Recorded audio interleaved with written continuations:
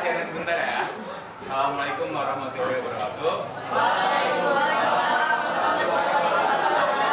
Pertama-tama kenalin, nama Kak Balayuda Zakaria Supriyatno. Aku Nazar Sofia Ramadhani, bisa dipanggil Tia. Aku Angelina, bisa dipanggil Angelina. Nama aku Rahma, bisa dipanggil Rahma. Aku Sekar, bisa dipanggil Sekar. Nah, kami dari mahasiswa dari IPB University. Kami ini dari program studi jurusan komunikasi digital dan media. Dan tujuan kakak sini ini mau sedikit ngasih tahu ke kalian tentang kuliah di komunikasi digital dan media itu ngapain aja sih, apa aja yang dibahas. Nah, jadi di sini bakal langsung kita mulai aja ya. Semuanya kita bakal mulai, jadi aku mohon untuk perhatiannya semua ke depan ya.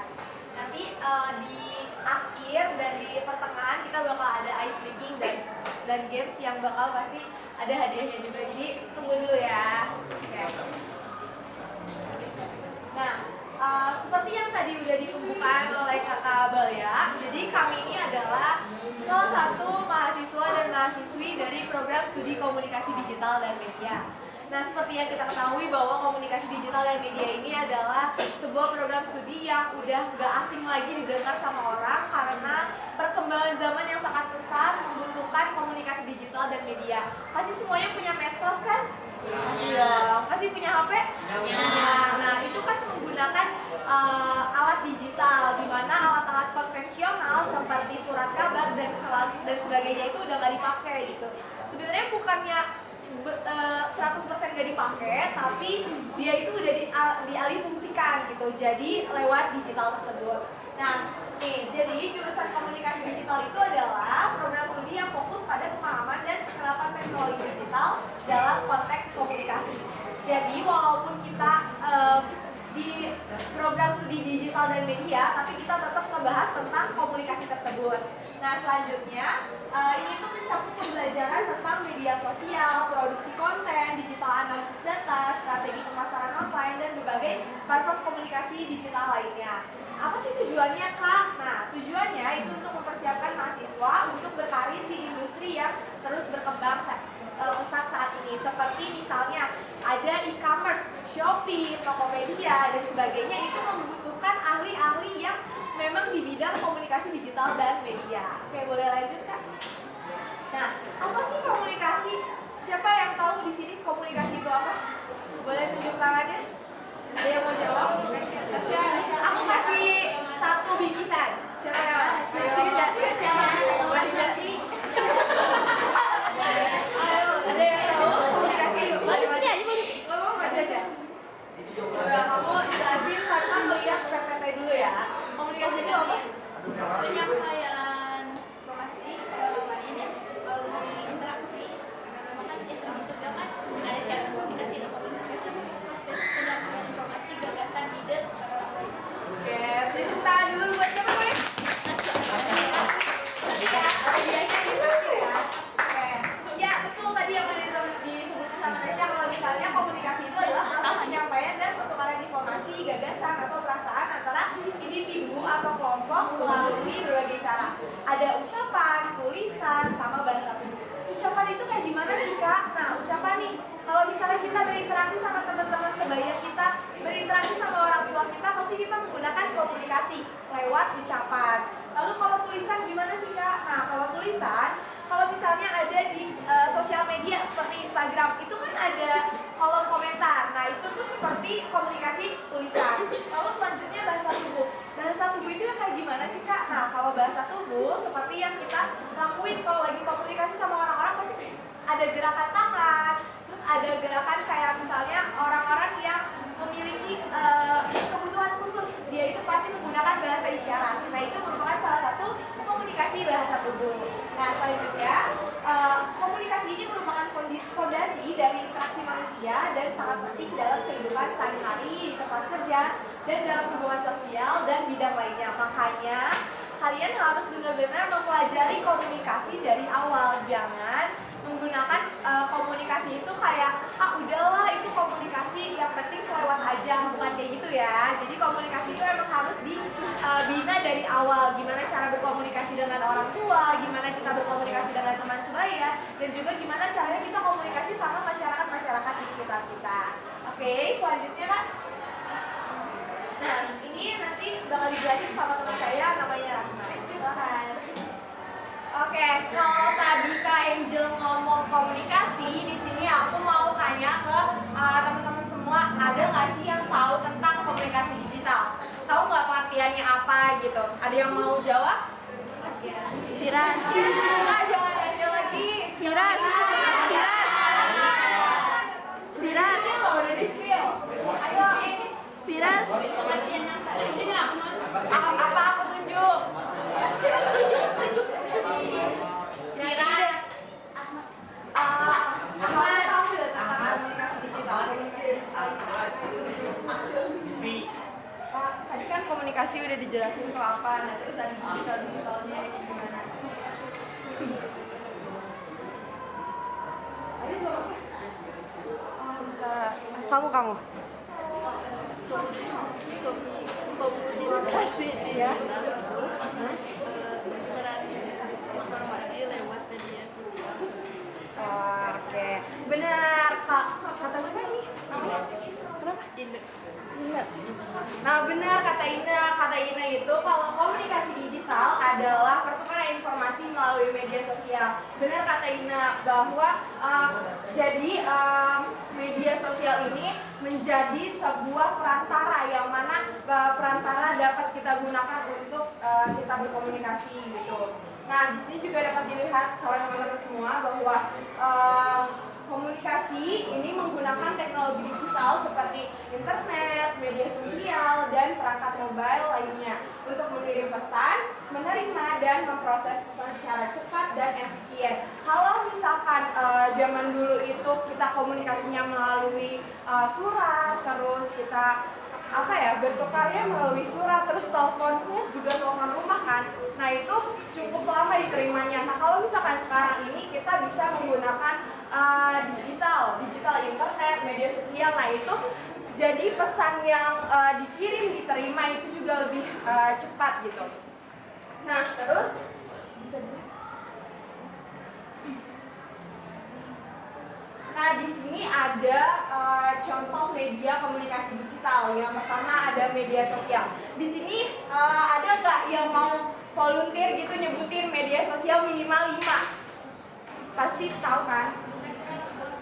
Ayo, siapa yang mau nyebutin? Boleh. Karama tahu nih Kak, bantu nih Kak.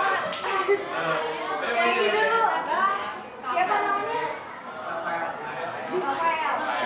Boleh sebutin 5 sosial media yang tahu?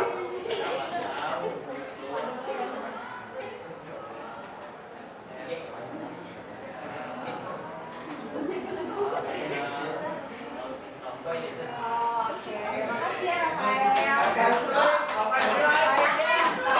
Ada yang mau jawab lagi? Tadi dia jawab. Tadi ada poin yang kurang tepat kan? Ayo mau jawab? Coba aja.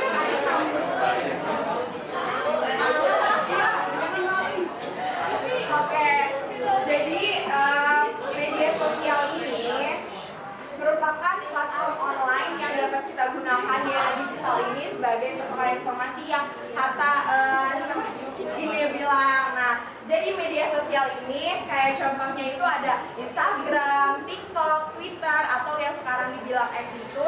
Lalu masih banyak lagi. Tapi kalau misalkan yang tadi Rafael bilang itu WhatsApp itu masuknya ke pesan instan, yang mana pesan instan ini kita dapat gunakan sebagai pertukaran informasi yang lebih cepat gitu, lebih dapat feedbacknya itu lebih cepat gitu.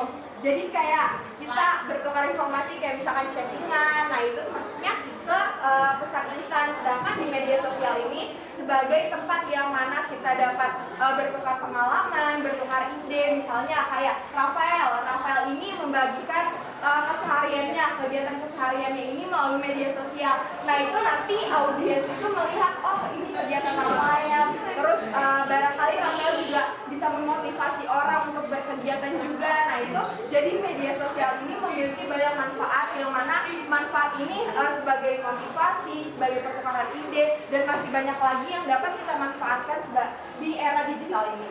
Nah, selanjutnya di sini ada email. Email, teman-teman tahu kan email? Nah, email ini sebagai pertukaran informasi namun lebih ke formal. Jadi dipakai itu lebih ke formal karena di sini pertukaran informasinya ada pesan, teks, gambar, terus dan berkas lainnya yang bisa dikirim melalui email ini. Email ini contohnya bukan kayak aplikasi email doang, kayak ada Yahoo, tau kan? Yahoo, terus Outlook, terus dan pasti banyak lagi. Nah, selanjutnya di sini ada situs web. Situs web di sini merupakan halaman yang dapat diakses oleh teman-teman semua melalui internet yang berisi informasi, banyak informasi. Situs web ini kayak yang ada di Google gitu, misalkan situs web e-commerce, terus situs web berita, kayak gitu-gitu. Nah, untuk manfaatnya sendiri, kalau misalkan situs web berita, ya otomatis kita bisa mendapatkan informasi yang lebih gitu ya, dari berita-berita yang muncul setiap harinya gitu.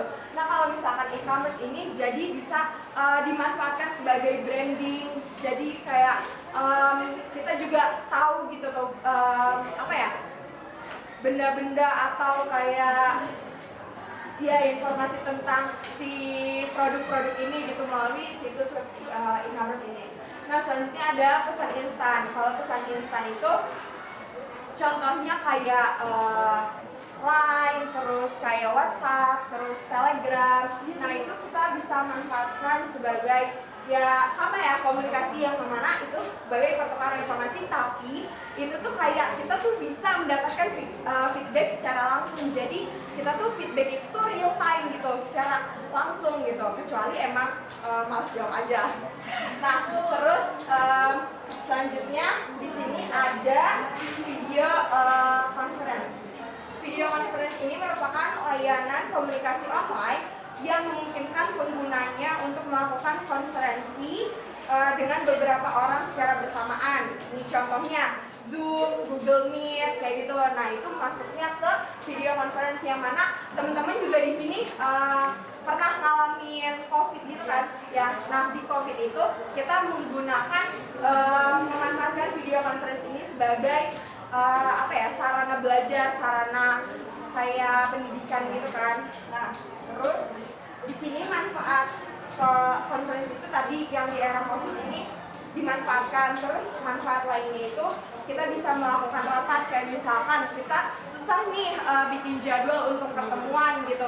Nah, kita bisa dari memanfaatkan di Google Meet atau Zoom ini, jadi ada titik tengahnya untuk kita tetap bertemu, tetap bertukar ide, bertukar informasi gitu melalui si Google Meet ini, memanfaatkan video conference ini. Oke, selanjutnya di sini akan dijelaskan oleh Nazwa Safir. Oke, udah kenal kan ya sama aku, nama siapa? Dipanggilnya apa tadi? Dipanggilnya apa? Kafira. Nah, bisa panggil aku Kafira ya. Nah, di sini kakak bakal menjelaskan sebenarnya kita kan ketika menggunakan media sosial pasti ada hal-hal yang memang perlu diperhatikan ya. Ada aturannya, ada etika, ada gimana sih cara kita dalam menggunakan media sosial, dan di sana juga ada yang namanya privacy dan keamanan. Nah, kita akan membahas lebih lanjut mengenai 3 poin besar ini yang memang kalau aku lihat ya, anak-anak sekecil kalian yang ini masih kecil-kecil memang harus dipupuk informasi mengenai apa yang akan aku bahas nanti, karena ini berdampak besar ya bagi kalian ke depannya. Karena aku yakin di zaman seperti ini kita udah nggak asing lah ya yang namanya media sosial, dan mulai bahkan dari SD aja aku udah pernah lihat ada anak SD udah punya Instagram. Kalian punya Instagram dari umur berapa?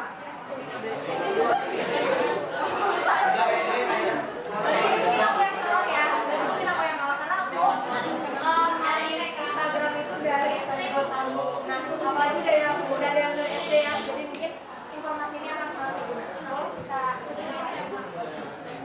nah, yang pertama ada etika dalam berkomunikasi. Etika itu apa sih? Ada yang tahu nggak?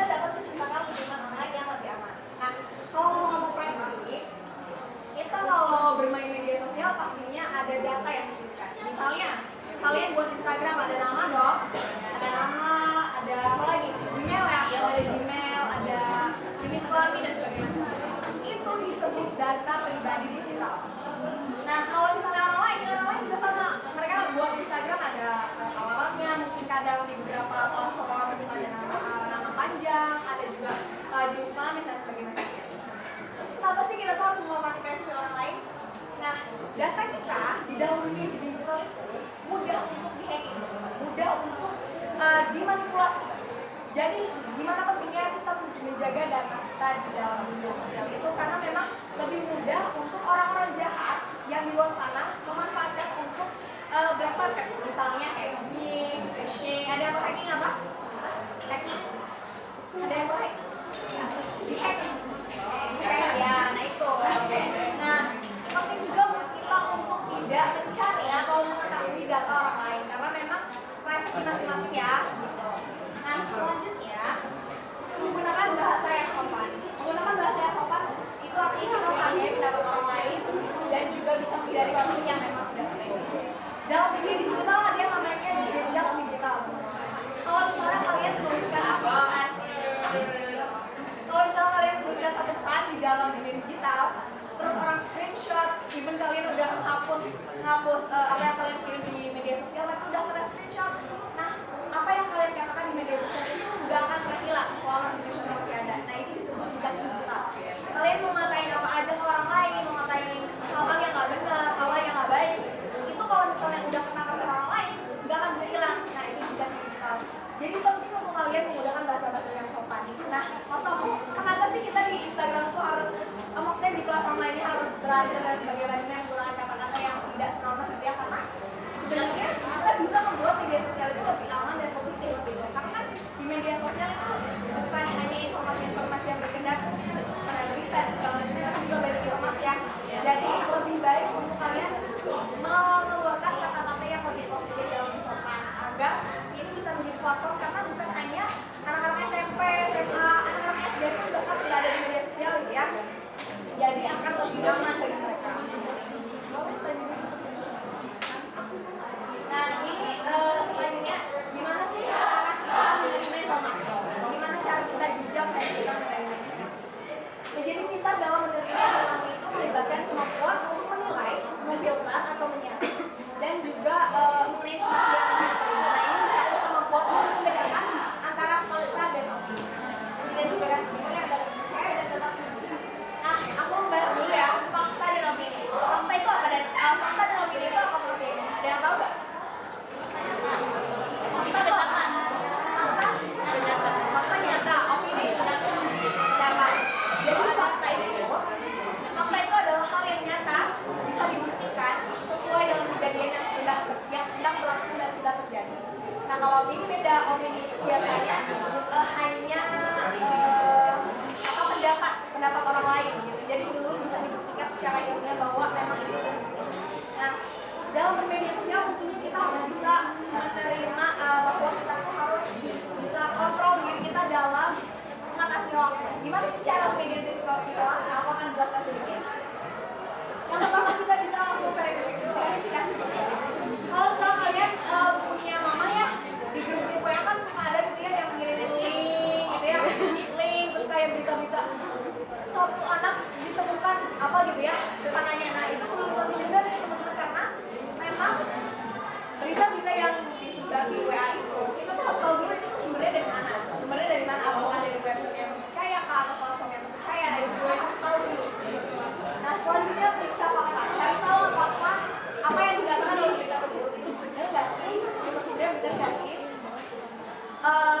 Di beberapa platform memang ada satu website untuk satu atau lebih yang memang bisa memverifikasi berita. Jadi kalian bisa langsung kalau misalnya lihat berita tuh langsung sambil link, langsung dimasukkan ke website itu, langsung kayak cari gitu apakah berita itu tuh benar nggak ya gitu. At least kalian tuh verifikasi sekali aja untuk memastikan bahwa berita itu tuh benar atau enggak.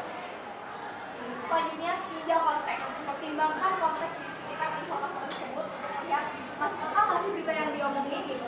Gak mungkin tiba-tiba ada orang ditabrak sepeda sama anak kecil dan tiba meninggal kan gak mungkin ya. Nah, itu artinya nggak masuk akal. Nah, karena teman-teman udah pada mulai besar juga ya, jadi kita pasti lebih bisa membedakan mana sih berita yang masuk akal dan nggak masuk akal. Selanjutnya, periksa foto dan video. Tinjau apakah foto atau video ini asli atau diedit. Nah, biasanya kalau misalnya foto yang diedit itu dia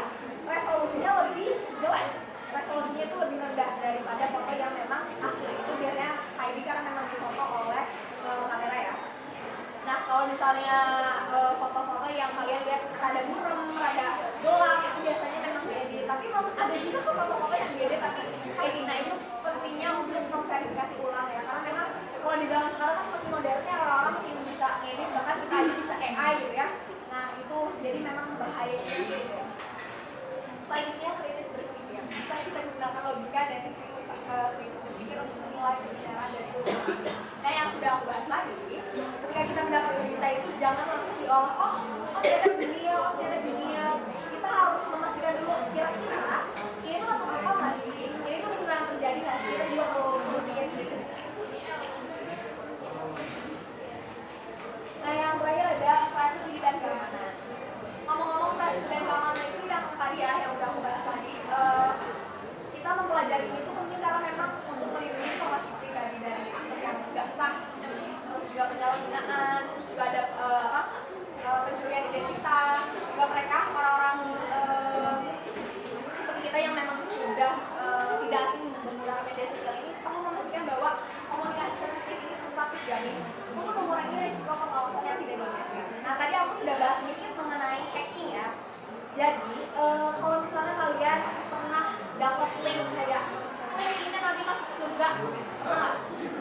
Aku pernah di SD, aku pernah kayak link ini masuk surga, klik ini untuk mendapatkan ajaran kita kayak gitu. Nah apa? Nah itu juga bisa. Jadi cara kerja di dunia digital itu memang pintar dan jahat juga. Kalau misalnya tidak dimanfaatkan dengan baik orang-orang yang punya niat jahat gitu ya. Dengan klik satu link aja, data kita tangannya di kepal, terus di samping sini teman kalian satu tangannya di bawah, terus kalian taruh lagi di atas, terus ditimbang lagi sama tangannya, timbang lagi sama teman kalian. Nah ini soal klik gitu ya. Nah, oke udah belum semuanya, coba tunjukin kanan gini. Ini kayak gini. Ya.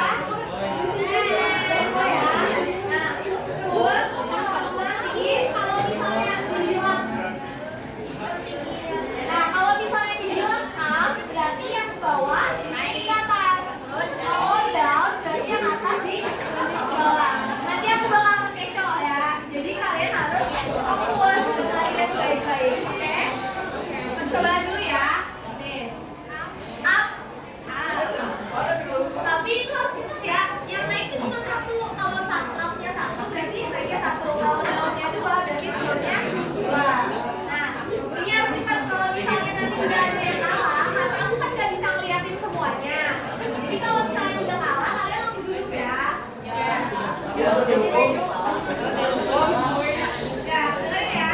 Lu gimana? 3, down.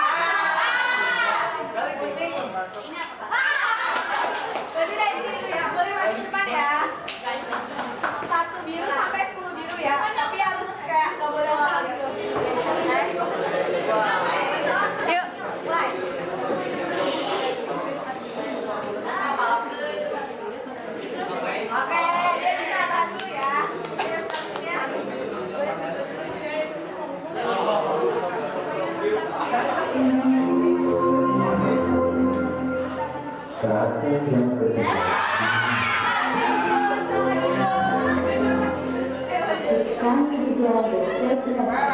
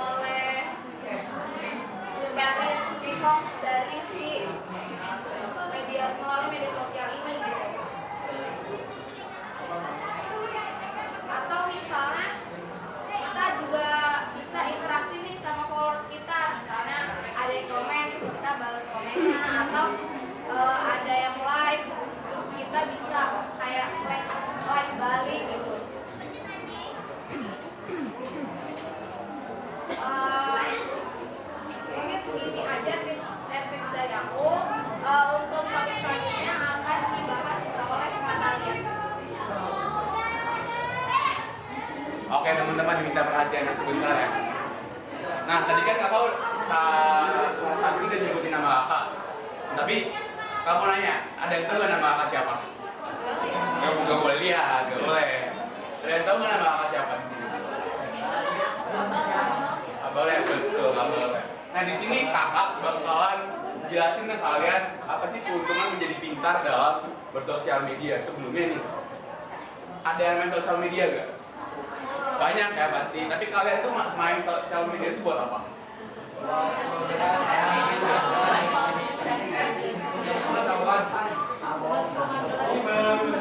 Nah jadi mungkin kebanyakan orang-orang main sosial media itu kayak usaha buat berkomunikasi ya, buat chat-chatan sama temen, ngabarin temen segala macam. Nah kan sosial media itu menjadi salah satu media dalam komunikasi digital ya, kayak yang apa Kak Rahma sebutin di awal tadi. Nah dalam komunikasi digital atau komunikasi itu ada dua tipe komunikasi. Yang pertama sinkronus, sama yang kedua itu asinkronus.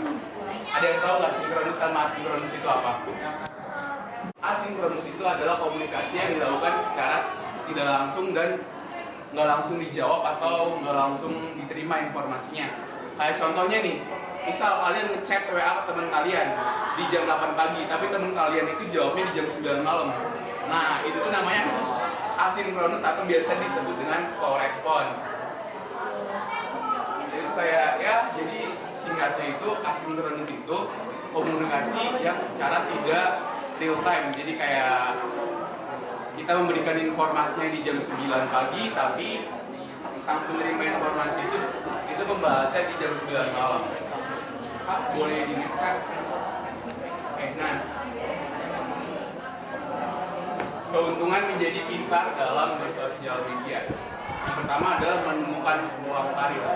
Menemukan peluang karir itu maksudnya gimana sih? Dan itu nggak maksud dari menemukan peluang karir di sosial media itu apa? Ayo yang bisa jawab yuk. Betul, salah satunya bisa menjadi content creator. Kan sekarang mah zaman kan udah berkembang ya, kayak udah sosial media di mana-mana, teknologi digital di mana-mana. Jadi kan kalau kalian main sosial media nih, sebenarnya di sosial media itu banyak banget peluang karir yang ada gitu. Salah satunya tadi yang teman kalian sebutin, menjadi content creator. Ini siapa yang cita-citanya di content creator? Banyak kan, kayak content creator yang sukses kayak misal Jerome Pauline, Atta Halilintar, Ria Rizky, sama lain-lain. Kayak selain content creator juga masih banyak banget karir yang bisa kalian lakuin atau karir yang bisa kalian dapatkan dengan hanya modal sosial media. Salah satunya itu affiliate. Kalian tahu Shopee affiliate ya? Itu walaupun bukan karir utama atau job desk utama, tapi itu bisa jadi salah satu sumber penghasilan uang. Karena dengan kalian hanya bermain sosial media saja, kalian kirim-kirim link Shopee atau link Shopee-nya dikirim ke temen atau dikirim ke sosial media, itu tuh kalian bakal dapet uang. Kayak pengalamannya, contoh pengalaman teman kakak tuh, dia tuh jadi affiliate obat kucing tuh. Jadi dia vitamin kucing, dia tuh cuma sekali mengirim link ke TikTok-nya, dan itu tuh ternyata yang masuk tuh banyak, yang klik link itu banyak, jadi itu duitnya masuk terus walaupun dia udah gak nge-share link lagi. Jadi kayak passive income namanya. Jadi walaupun dia diem aja atau dia nggak fokus sama pekerjaan itu, kayak tetap ada uang yang masuk walaupun cuma 1.000, 2.000 kan lama-lama bisa masuk banyak.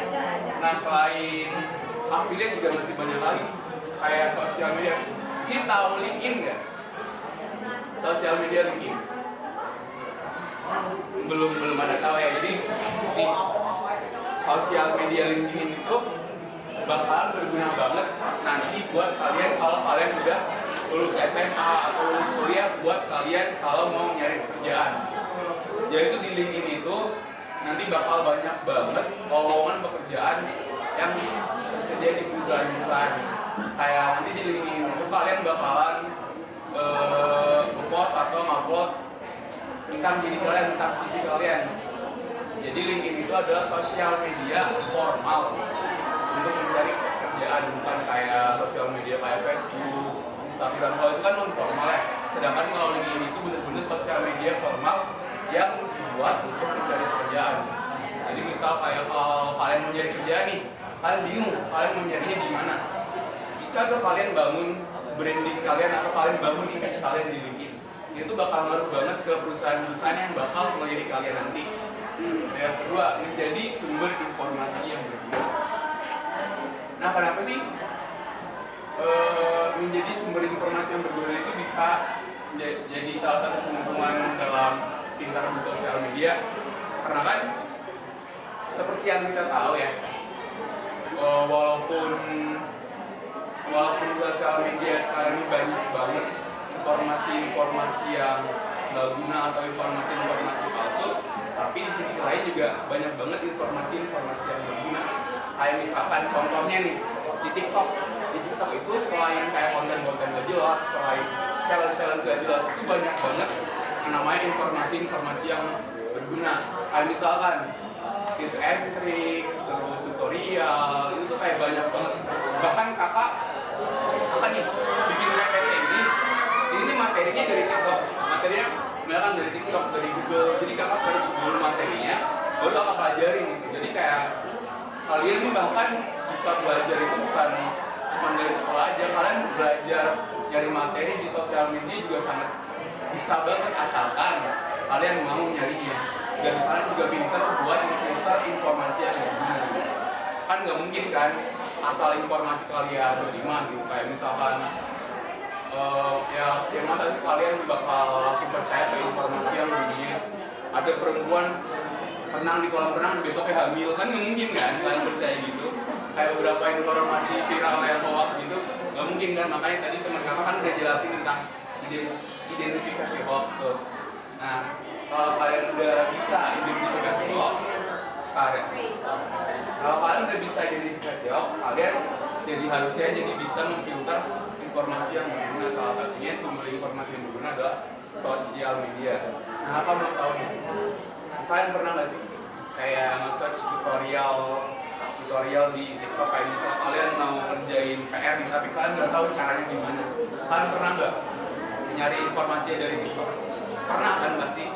Nah, itu yang akan maksud dengan sumber informasi yang berguna. Jadi selain dari koran, selain dari teman atau selain dari sekolah, sosial media itu bisa menjadi salah satu sumber informasi yang berguna. Tapi ingat, perlu ditekankan sekali lagi, selain menjadi informasi yang berguna, sosial media juga banyak banget informasi-informasi yang jelas. Jadi kalian harus bisa memfilter informasi tersebut, jangan asal masukin aja. Dan yang ketiga nih, meningkatkan kemampuan komunikasi. Nah, biasanya sosial media itu kan gak cuma dari satu tempat doang kan, kayak yang main sosial media itu banyak banget dari orang-orang, misal kayak orang luar negeri, kayak orang luar kota, luar daerah, segala macam kan. Nah, jadi di sosial media itu karena banyak ya orang-orang yang luar negeri, luar kota, dan luar daerah itu berkumpul jadi satu atau bergabung jadi satu di sosial media, yaitu banyak banget yang namanya komunikasi lintas budaya. Jadi dari komunikasi lintas budaya tersebut, kalian itu bisa tahu atau bisa ngerti cara komunikasi orang. Itu kayak misalnya di sini ada yang main Discord gitu. Nah, Discord, setahu kakak biasanya kalau Discord itu kayak ada channel gitu ya. Di channel itu biasanya isinya sama orang-orang luar negeri kan. Nah, biasanya dari channel itu tuh kamu bisa kayak jadi interaksi sama orang luar, jadi terbiasa chattingan pakai bahasa Inggris segala macam. Nah, itu salah satu cara buat meningkatkan kemampuan komunikasi. Nah, kamu main Discord, jadi channel biasanya buat apa? Channel apa?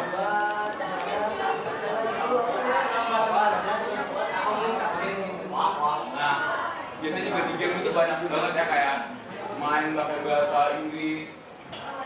Kayak misal main Valorant aja deh, game Valorant deh, kayak banyak lah kalau Valorant, kalau di chatnya kalau ada orang yang mati atau feeder gitu, pasti ngetiknya apa?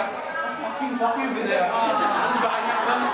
kayak bener-bener banyak banget, walaupun itu bahasa kasar atau bahasa yang sopan, tapi kayak banyak banget. Sosial media tuh gitu, kayak nggak cuma ada sisi baik aja, banyak banget sisi negatifnya juga. Jadi kalian harus bisa memfilter. Kayak misal dari bahasa aja deh, bahasa komunikasi. Banyak banget bahasa komunikasi yang ada di sosial media, tapi kalian tuh harus bisa nyetak gitu. Kayak jangan cuman cara toksik ke orang luar aja yang kalian bisa, tapi kalian juga harus tahu cara bicara orang luar itu gimana.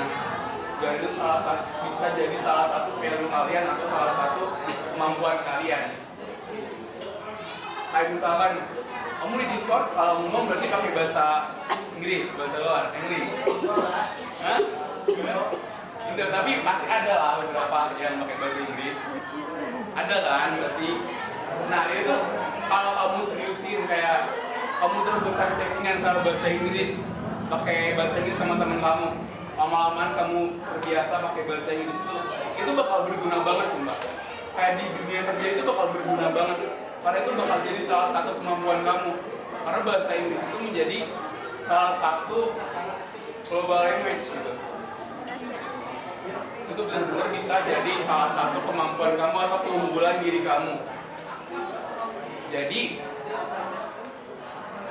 jangan cuman pakai sosial media buat konten-konten gak jelas, jangan. Kayak kalian juga harus benar-benar memanfaatkan sosial media, terutama itu dari buat menjual karir, buat nyari informasi, buat meningkatin kemampuan komunikasi. Kalian bisa banget cari itu di sosial media. Jadi kayak kalian tuh jangan pakai sosial media buat bikin konten-konten gak jelas yang joget-joget gitu. Boleh, sebenarnya boleh kalian bikin konten gitu, tapi jangan over, jangan terlalu berlebihan.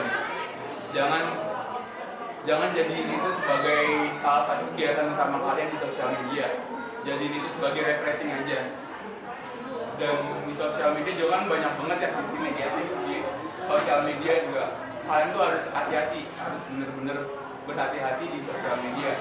Kayak yang udah teman-teman kakak jelasin tadi tentang privacy dan keamanan, tentang hoax segala macem. Walaupun sosial media banyak untungnya juga, sosial media juga banyak punya sisi negatifnya gitu. Jadi saran dari kakak, hati-hati dalam bermain sosial media. Jangan mau kebawa omongan-omongan yang tidak jelas di sosial media. Jangan mau gampang percaya, apalagi gampang percaya dan gampang ditipu di chat-chat nggak jelas yang ada di sosial media. Kalian harus manfaatin sosial media dengan sebaik-baiknya. Ya mungkin segitu aja materi yang bisa kakak bawain. Abis ini bakal ada sesi tanya jawab yang bakal dibimbing sama Kak Safira.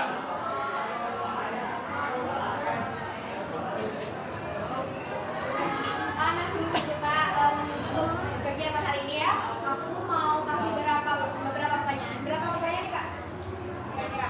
Mereka nanya dulu ke kita. Oh, mereka nanya dulu ke kita baru ada pertanyaan gitu ya. Oke, untuk yang mau bertanya, ada yang mau bertanya dulu nggak? Sebelum aku nanti nanya ke kalian boleh tanya dulu ke aku. Bebas nanya? Bebas nanya ini bebas. Mau tentang kuliah, tentang dunia perkuliahan. Enggak melingkup lagi ya, boleh tentang kayak pengalaman kita di kuliah, di mana gitu. Ada yang mau bertanya? Nah di sini ada nggak ini yang nanti mau kuliah? Kayak banyak kan yang mau kuliah. Nah bisa tuh tanyain ke kakak yang udah kuliah nih tips. Kayak misal tips masuk kuliah atau gimana gitu. Yang nanya aku kasih. Siapa yang mau nanya? Ya, katanya ada hadiahnya ya guys. Aduh kayaknya udah lapar nih jamnya. Ada jam-jamnya lapar nih. Oh kayaknya enak banget deh. Kita. Nasi coba. Ya kali kayak Bebas.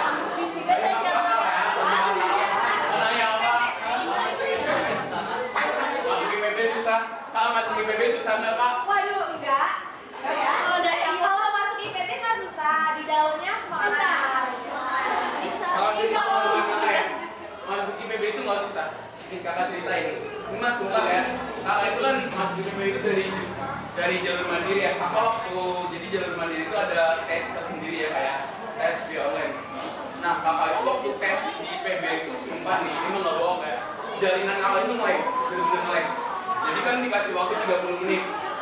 20 menit pertama itu aku mesti jaringan bener-bener nge-lag. Dan pas sisa 10 menit itu kakak baru bisa ngerjain. Kembali lagi.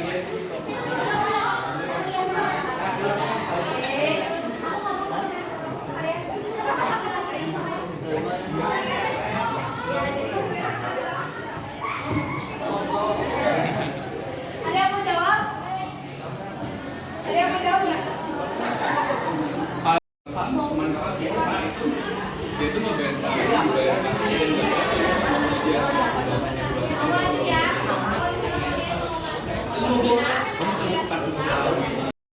IPB Dikaya. IPB Dikaya. IPB Dikaya.